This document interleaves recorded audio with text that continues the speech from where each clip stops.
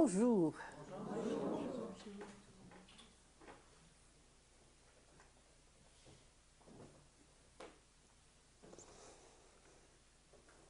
Vous voyez, je m'habille de la même couleur que le livret. C'est pas trop mal.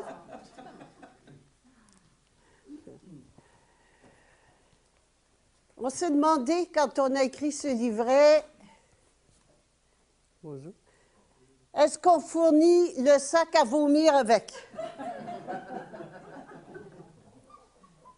Et pourtant, ça n'est que la pointe de l'iceberg dont nous avons parlé dans ce livret. Vous allez me dire, mais pourquoi démolir le système politique? On n'a pas à le démolir. Ça va se faire tout seul. Le système, tous les systèmes sont en train de s'effondrer, non pas parce que nous les démolissons, mais parce que nous nous réveillons. La conscience s'éveille et nous commençons à voir ce qu'ils sont, comment ils fonctionnent, et que leur but n'est pas forcément celui que nous croyons. Le mot politique veut dire, le système politique consiste donc en une pièce de théâtre, un théâtre de marionnettes qui bouge sur une scène que l'on dit la scène politique, et qui font quoi? Eh bien, qui distraient leur fonction est de distraire les spectateurs pour qu'ils ne voient pas ce qui se trame derrière les rideaux. Que se passe-t-il derrière les rideaux? Il y a des marionnettistes cachés qui actionnent les marionnettes de la scène politique et qui leur font faire ce qu'ils veulent, alors que les spectateurs croient que les marionnettes sont là pour leur bien. Les marionnettistes actionnent les marionnettes dans leur intérêt à eux. Ça a toujours été comme ça. J'entends des fois des choses telles que « Ah, c'est effroyable la politique. Ah, tu viens de te réveiller. » C'est pas effroyable, c'est que je croyais que la politique était à mon service, et là je commence à voir qu'elle n'est pas à mon service, mais au service de personnes cachées, d'un gouvernement occulte caché, derrière les rideaux. Ça a toujours été. Il y a eu un film qui a eu beaucoup de succès de Aaron Russo, qui est décédé, qui n'est plus là, qui s'appelait From Freedom to Fascism, de la liberté au fascisme. Il disait comment maintenant on était rendu au fascisme, on n'était pas au fascisme, alors que nous étions dans la liberté. Trouvez l'erreur. Nous avons toujours été dans le fascisme. Nous n'avons jamais connu la liberté. Nous sommes des esclaves endormis, même pas conscients d'être esclaves. Ça a toujours été. Il y a toujours eu une petite minorité qui a dominé et exploité la majorité. Et à chaque fois que la majorité s'éveillait un tout petit peu, on changeait de nom. On changeait le mot. On passait aux monarchies, l'aristocratie, et là on s'est rendu, imaginez-vous, à quelque chose d'extraordinaire qui s'appelle la démocratie, qui nous compte des blagues. C'est pas grave, qu'on y croit, ça c'est grave. Qu'est-ce que c'est que la démocratie? C'est le mouton qui croit que c'est lui qui mène. C'est moi le patron. On lui a fait croire, démos veut dire peuple, cratie veut dire pouvoir. On lui a fait croire que c'était lui qui menait. Avez-vous déjà mené? Avez-vous déjà pris une décision, si petite soit-elle? Non. C'est faux. Qui mène? Les gens qui sont cachés derrière les rideaux. Le pouvoir caché. C'est là que ça se passe. Alors, ce mot démocratie est extraordinaire. D'inconscience, où nous allons voter tantôt pour l'un et pour des candidats déjà tout choisis d'avance. On n'a même pas le choix des candidats. Réveillez-vous, ouvrez-vous les yeux. Les candidats sont choisis d'avance. Ils doivent appartenir au parti politique, être nommés, choisis par le parti politique.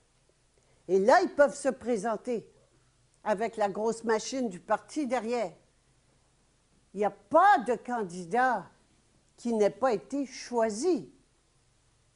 Alors, les candidats sont choisis. Et qu'est-ce que fait le mouton? Ben, il se présente, il met un X à côté d'un nom déjà choisi d'avance. Et là, je n'irai pas dans le magouillage électoral, je ne toucherai même pas à ça. Vous avez vu ce qui s'est passé en Floride? Mais il s'est passé quelque chose de très intéressant ici, qui n'a jamais été commenté. Souvenez-vous, aux dernières élections, Jean Charest a été défait dans son comté. Ça a duré 5 minutes. Qu'est-ce qui est arrivé? Bien, il fallait qu'il rentre, c'était lui qui était supposé être le premier ministre. Alors, on a changé.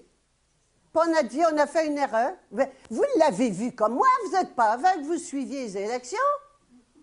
Vous ne l'avez pas vu. Vous l'avez entendu qui a été défait. Ça a duré 5 minutes. 5 minutes après, ils ont dit erreur. Et l'autre, le temps d'appeler l'autre puis dire c'est pas toi qui as gagné, son opposant, c'est pas toi qui as gagné et tu vas faire semblant que tu es d'accord. Ou même si tu ne l'es pas. Et c'est tout. C'est simple. Et là, on a recompté, soi-disant recompté. Eh bien oui, c'est sûr qu'il y avait eu une erreur. Personne n'en a parlé. Personne. Tous les moutons, il n'y a jamais personne qui m'a parlé de ça. Ça passait comme dans du beurre.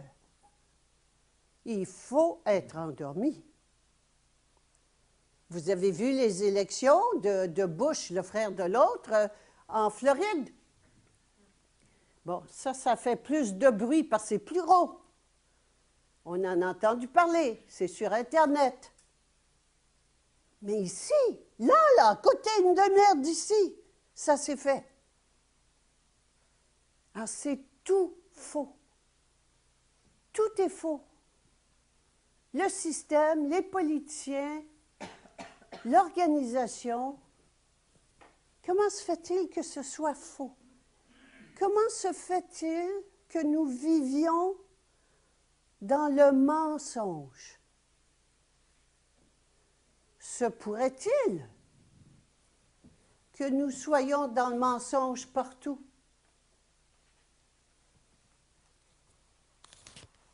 Nous vivons ici.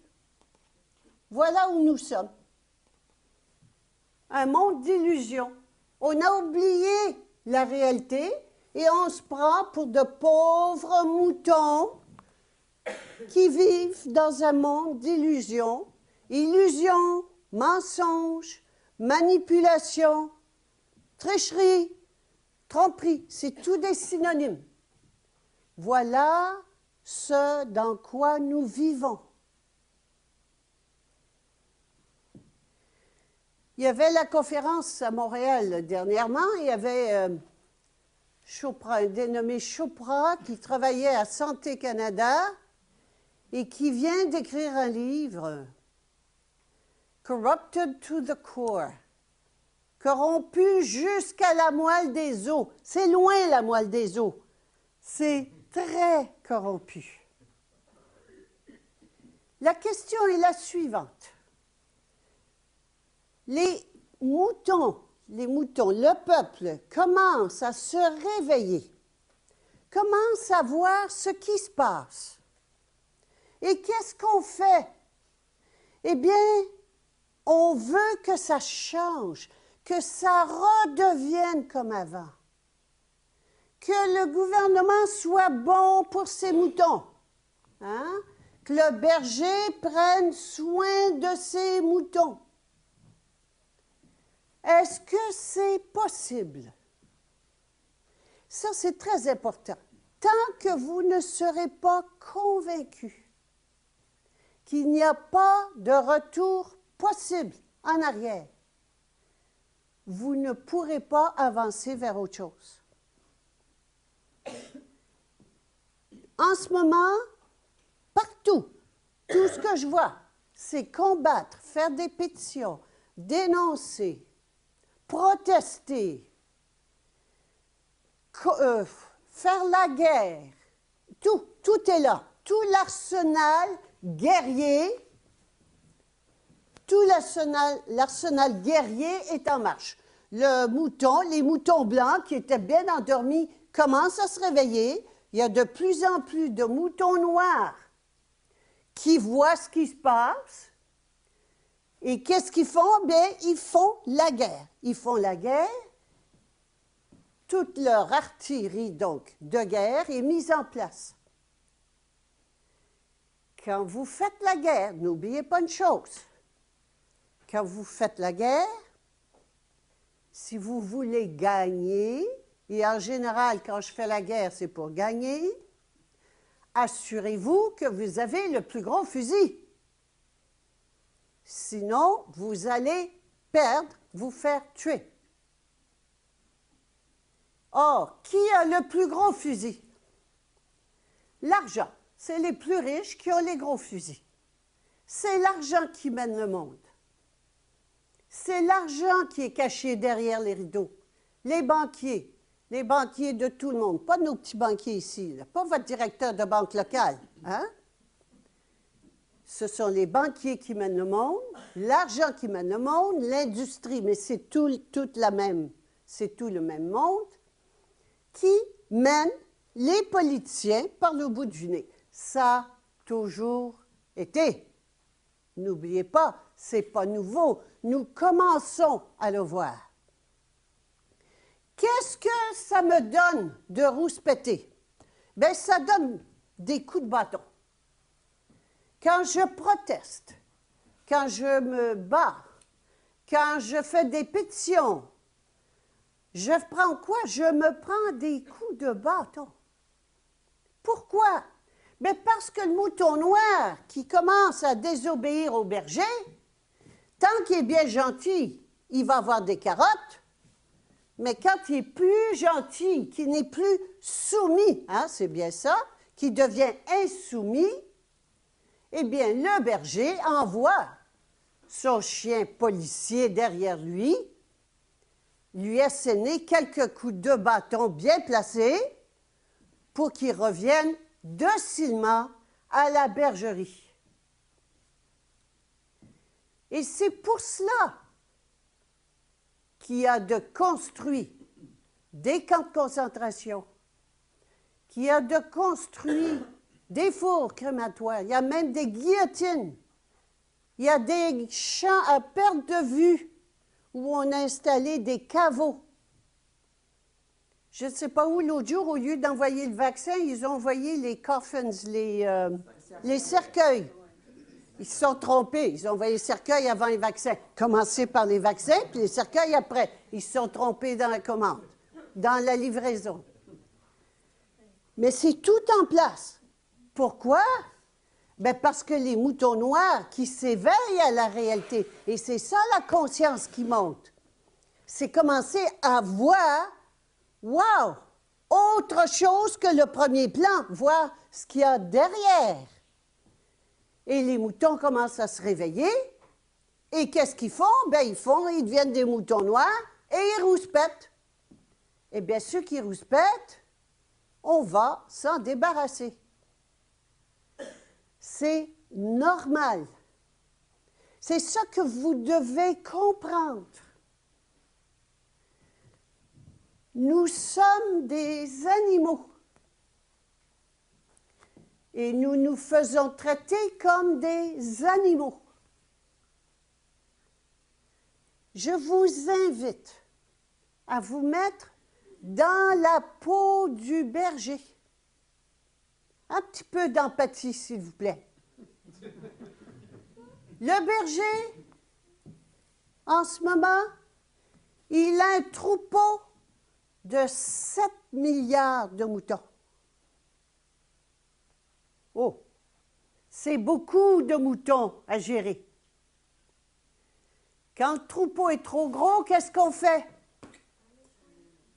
On le réduit. Absolument. On le réduit. Et il est donc prévu de réduire la population à 500 millions.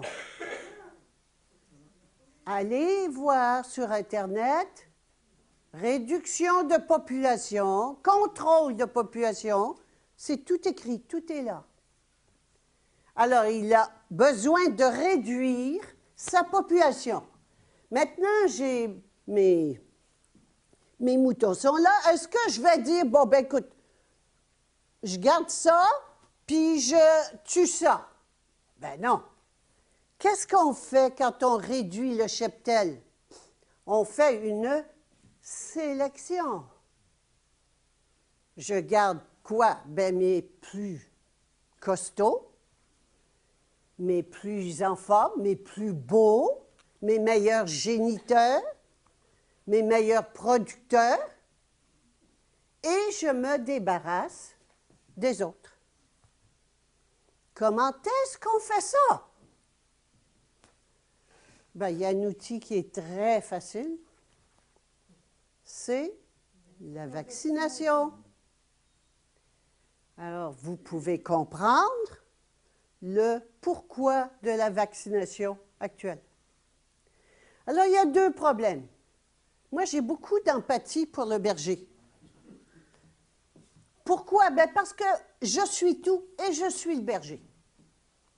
C'est important. Il n'y a pas des bons puis des méchants. Ça, c'est tout notre système mental qui a inventé le bien et le mal, la division entre le bien et le mal. Et vous allez voir tout à l'heure, nous sommes divisés nous-mêmes. Donc, on manifeste la division. Il n'y a pas de bien et de mal. Donc, il n'y a pas des bons moutons, puis des méchants ou des bons bergers, puis des méchants loups. Non, non, non, non. Il y a des moutons, des loups, puis des bergers. Et tout ce monde-là évolue ensemble. Alors, le berger, mettez-vous dans sa peau si vous voulez comprendre comment il fonctionne. Un trop, on a vu donc en éliminer par sélection. 2, les moutons montent en conscience. Qu'est-ce qu'on fait avec ça?